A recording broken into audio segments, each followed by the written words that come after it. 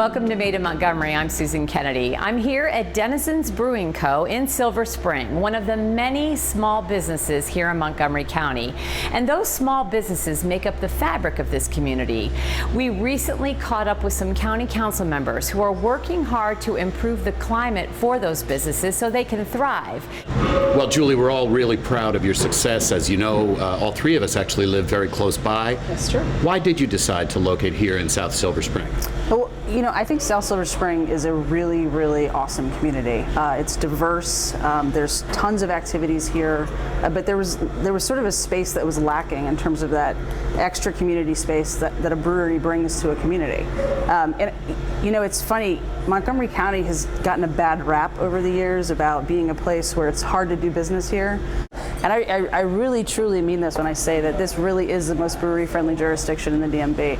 I mean, we beat Virginia, we beat DC, we beat every other county in the state of Maryland. And so Silver Spring was just a no-brainer for us. What kind of conditions do you think people need in order to bring these kind of businesses? I think the county has actually already done a lot. I mean, just with the law changes last year, that allowed for our business model to be created. You know, we worked with you guys, we worked with the state delegation to get some of those laws changed, so we could have a production brewery with a tap room, and we could self-distribute our beer without having to go through the county. Those are two huge things that changed, those law changes that helped grow this sort of industry. Secondly, in terms of the permitting process, I mean, you got to build out the building. You know, obviously when you're doing construction, things need to be regulated, but having a more straightforward permitting process could be helpful. I also think making sure that in terms of zoning, you're, delegating areas that are, business friendly for this type of company. I mean, we're in a downtown urban area, but we're also light manufacturing. So making sure that you have more zones like that in places where there are folks that live. I mean, when you look around this area, one of the great things about this building is that within a 2-block radius, there's 4,000 apartments and condo units. And those folks that live there want to go somewhere. They need a community space besides their apartments.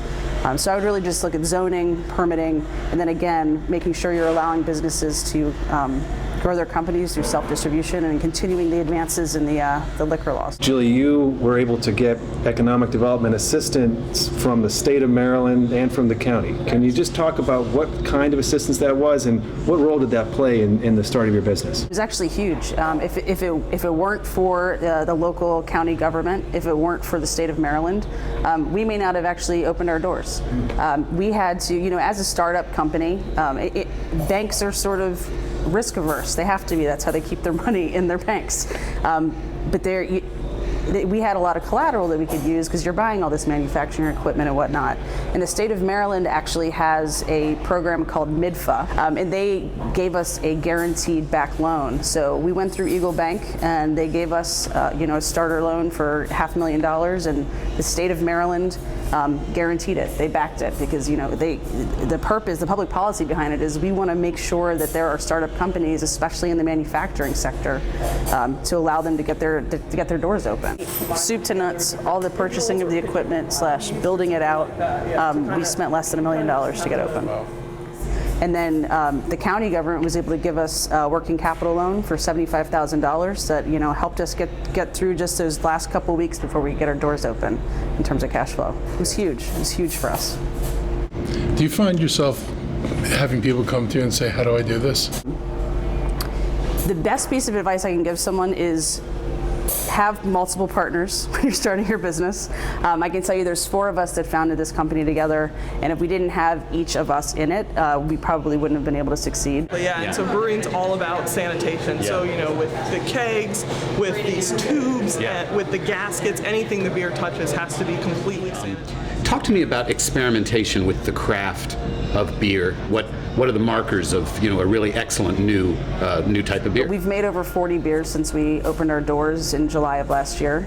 And really, we rely on Jeff Ramirez, who's one of my business partners, one of the other owners. This is his 9th year brewing professionally. So he's been sort of methodically experimenting with craft beer and recipes for a long time, almost a decade. And so his expertise really is what allows us to be able to be creative in all these different types of beers we make. Can you describe for me what you think the potential of the local brewery scene is?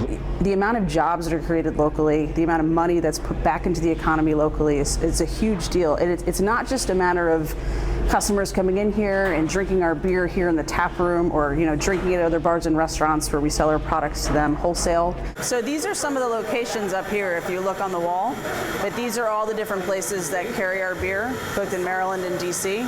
It's also, the plumbers that we hire, the electricians that we hire, the construction firms that we hire to help build out the space. Buying local is important because it impacts everybody in the community. I mean, we have over 40 full-time employees in our company, and more than half of them live right here in Montgomery County.